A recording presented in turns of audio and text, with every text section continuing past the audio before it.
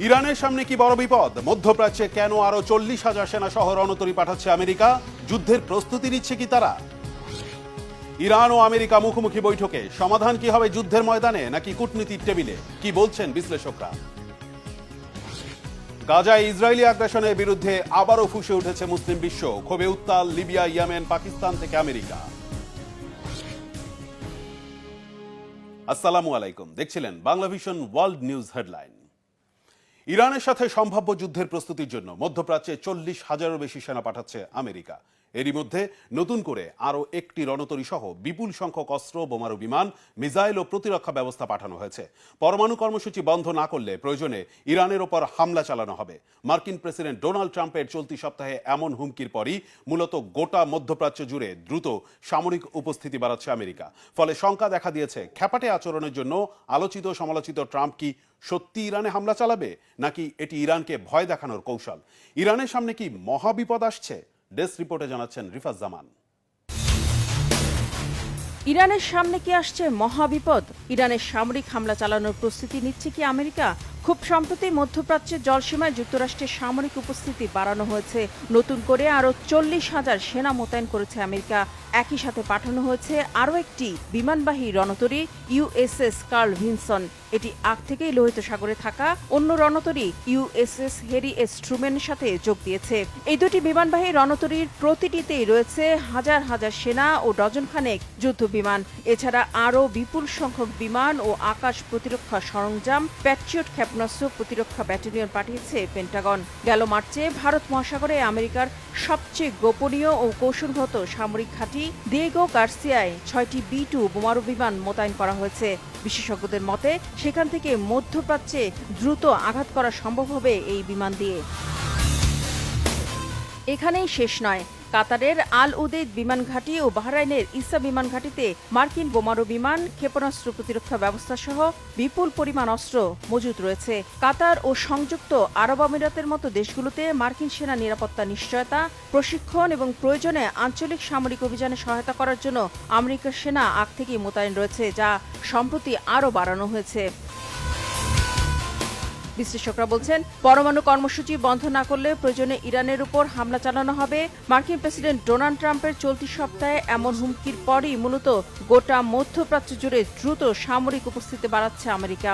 আর সত্যিই যদি তেহরানের সাথে ওয়াশিংটনের আলোচনা ব্যর্থ হয়, তাহলে কি ইরানে হামলা চালাবে ট্রাম্প প্রশাসন? বিশ্লেষকরা বলছেন, অদ্ভুত খ্যাপাটে আচরণের জন্য আলোচিত সমালোচিত মার্কিন প্রেসিডেন্ট ট্রাম্পের পক্ষে ইরানে সামরিক আগ্রাসন চালানো অসম্ভব কিছুই নয়। সেক্ষেত্রে বিশ্ব পরিস্থিতি কতটা নাজুক হবে তা ধারণা করা অসম্ভব কিছু নয়। এমন অবস্থায় কি করবে ইরান? তারা কি প্রস্তুত আমেরিকার সাথে যুদ্ধের জন্য? রিফাত জামান, বাংলা ভিশন নিউজ ডেস্ক।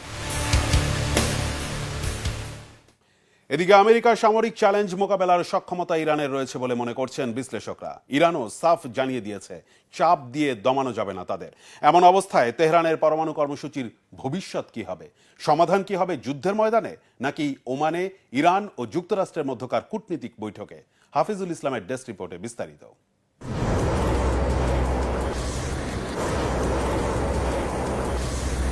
পরমাণু কর্মসূচি বন্ধ না করলে ইরানকে দিতে হবে চরম মূল্য।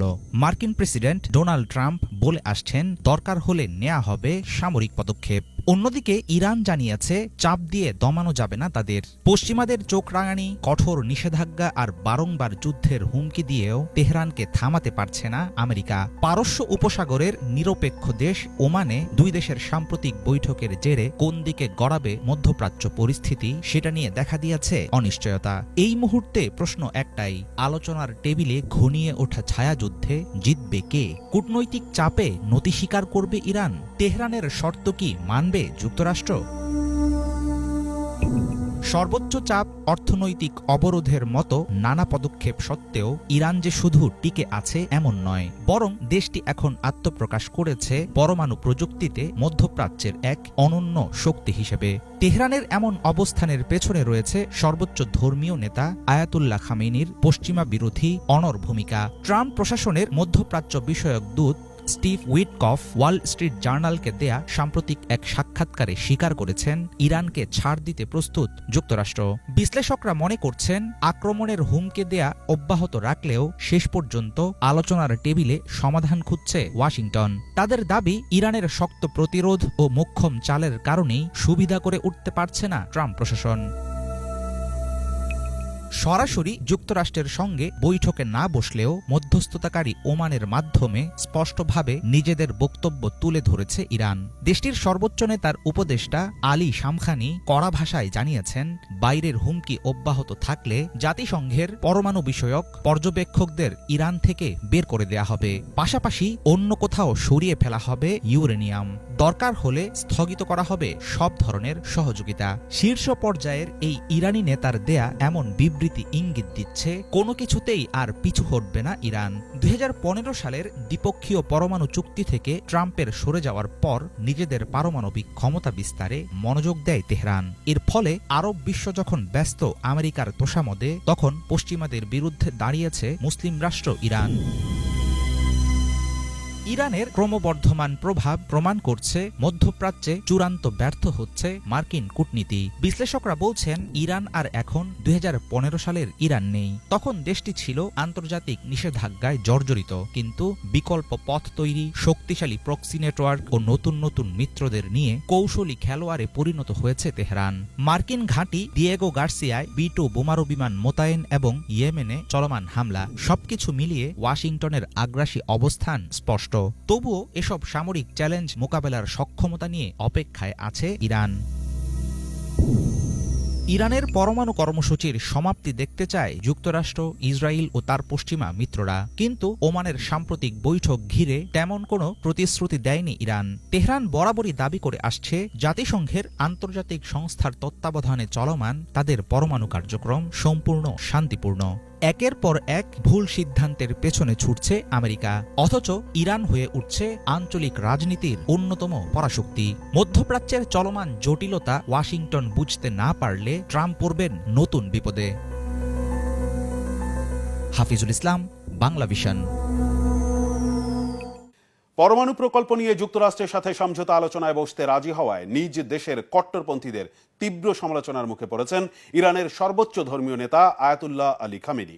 এসব আলোচনার মধ্য দিয়ে যুক্তরাষ্ট্র ইরানকে অস্ত্রহীন ও দুর্বল করার ষড়যন্ত্র চালাচ্ছে বলে দাবি কট্টরপন্থীদের। মার্কিন প্রেসিডেন্ট ডোনাল্ড ট্রাম্পের সমঝোতা আলোচনার ফাঁদে পা দিলে খামেনির পরিণতিও লিবিয়ার নেতা রাষ্ট্রনায়ক মুয়াম্মার গাদ্দাফির মতো হতে পারে বলে সতর্ক করেছে কট্টরপন্থীরা। হিজল জুবায়ের ডেস্ক রিপোর্টে বিস্তারিত। পরমাণু প্রকল্প নিয়ে সমঝোতা আলোচনার নামে ইরানকে ফাঁদে ফেলার ষড়যন্ত্র করছে যুক্তরাষ্ট্র ও ইসরায়েল। কোনোভাবেই এই ফাঁদে পা দেয়া যাবে না। এর মধ্য দিয়ে ইরানকে লিবিয়ার মতো ধ্বংসস্তূপে পরিণত করতে চায় পশ্চিমারা। যুক্তরাষ্ট্রের সাথে আলোচনায় বসার আগ মুহূর্তে সর্বোচ্চ ধর্মীয় নেতা আয়াতুল্লাহ আলী খামেনিকে এই জোরালো সতর্কতা জানাচ্ছে ইরানের কট্টরপন্থীরা। শনিবার তেহরানের চলমান পরমাণু প্রকল্প নিয়ে ওমানে আলোচনায় বসবে যুক্তরাষ্ট্র ও ইরানের প্রতিনিধি দল। ওয়াশিংটন এটিকে সরাসরি আলোচনা দাবি করলেও তেহরান বলছে এটি পরোক্ষ আলোচনা। ইরান পরমাণু অস্ত্র তৈরির উদ্দেশ্যে দ্রুত গতিতে ইউরেনিয়াম পরিশোধনের মাত্রা বাড়াচ্ছে, এমনটাই দাবি যুক্তরাষ্ট্র ও ইসরায়েলের। যদিও ইরান বলছে তারা পরমাণু অস্ত্র বানাতে চায় না। এরপরও তাদের পরমাণু কার্যক্রমের লাগাম টেনে ধরতে এই আলোচনার আয়োজন। পরমাণু কার্যক্রম সীমিত করতে সম্মত হলে ইরানের ওপর থেকে তুলে নেওয়া হবে কঠোর সব নিষেধাজ্ঞা। আর সমঝোতায় না এলে দেশটিতে হামলার হুমকি দিয়ে চলেছেন মার্কিন president Donald Trump. I think if the talks aren't successful with Iran, I think Iran is going to be in great danger. And I hate to say it, great danger, because they can't have a nuclear weapon. এ বাস্তবতায় চিরশত্রু যুক্তরাষ্ট্রের সাথে আলোচনায় বসতে রাজি হওয়ায় কট্টরপন্থীদের তীব্র সমালোচনার মুখে পড়েছেন সর্বোচ্চ ধর্মীয় নেতা আয়াতুল্লাহ আলী খামেনি। তারা বলছে, ইরানের কিংবদন্তি কমান্ডার কাশেম সোলেমানিকে হত্যাকারী যুক্তরাষ্ট্রের সাথে কোনো আলোচনা হতে পারে না। এসব তথ্য জানিয়ে ফলাও করে প্রতিবেদন প্রকাশ করেছে লন্ডন ভিত্তিক ইরানি গণমাধ্যম ইরান ইন্টারন্যাশনাল। 2020 সালে তৎকালীন প্রেসিডেন্ট ট্রাম্পের নির্দেশে গুপ্ত হত্যার শিকার হন সোলেমানি।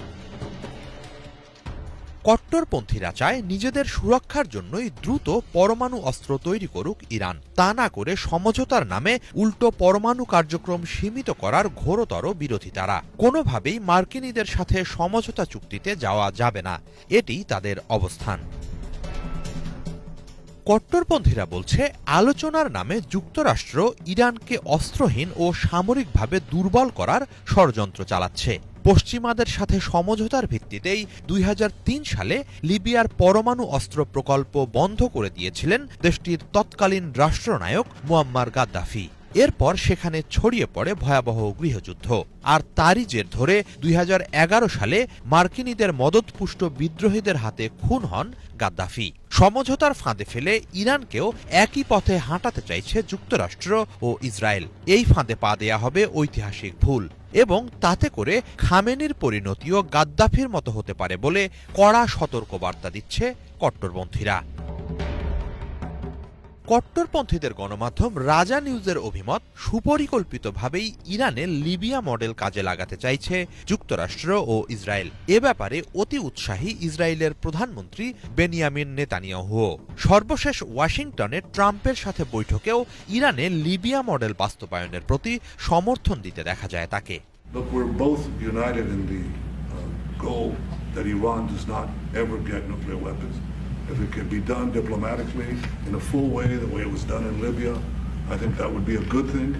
এছাড়া ট্রাম্পের ঘনিষ্ঠ মিত্র রিপাবলিকান সেনেটর লিন্ডসে গ্রাহাম ও টম কটনও ইরানে লিবিয়া মডেল বাস্তবায়নের আহ্বান জানিয়ে চলেছেন।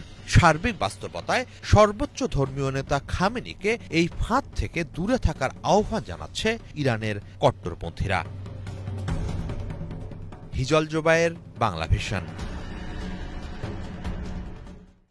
গাজায় চলমান ইসরায়েলের নৃশংস হামলার প্রতিবাদে বিক্ষোভে ফেটে পড়েছে গোটা মুসলিম বিশ্ব। ইসরায়েলি আগ্রাসনের প্রতিবাদে ও গাজাবাসীদের প্রতি সংহতি জানিয়ে বিক্ষোভ হয়েছে লিবিয়া, ইয়েমেন, পাকিস্তান সহ বিশ্বের দেশে দেশে। বিস্তারিত ডেস্ক রিপোর্টে। গাজা ইসরায়েলের ভয়াবহ হামলা এখনও চলমান।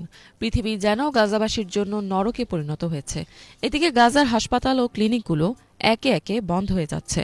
ত্রাণ প্রবেশে ইসরায়েলের বাধার কারণে অঞ্চলটিতে প্রায় সব ধরনের প্রয়োজনীয় সামগ্রীর সংকট দেখা দিয়েছে। في هذه المدينة وخرج العالم كله اليوم يندد بهذا الإجرام وينادي برفع الحصار عن غزة। এই নির্মমতার প্রতিবাদে বিশ্বের বিভিন্ন দেশের মানুষ রাস্তায় নেমে এসেছে। ফিলিস্তিনিদের প্রতি সংহতি প্রকাশ করে ও ইসরায়েলের আগ্রাসনের বিরোধিতা জানিয়ে গত 11 এপ্রিল লিবিয়ার মিসরাতা শহরে বহু মানুষ বিক্ষোভে অংশ নেয়। এ সময় তারা গাজায় চলমান হত্যাযজ্ঞের বিরুদ্ধে নিজেদের অবস্থান স্পষ্টভাবে তুলে ধরে।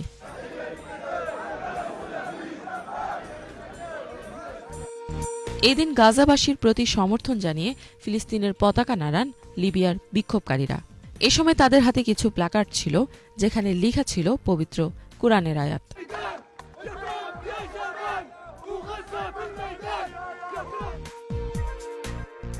আহমেদ আলী উমাইমা নামে এক বিক্ষোভকারী রয়টার্সকে বলেন, গাজার জনগণের উপর যে নির্যাতন চলছে তা চরম অন্যায়।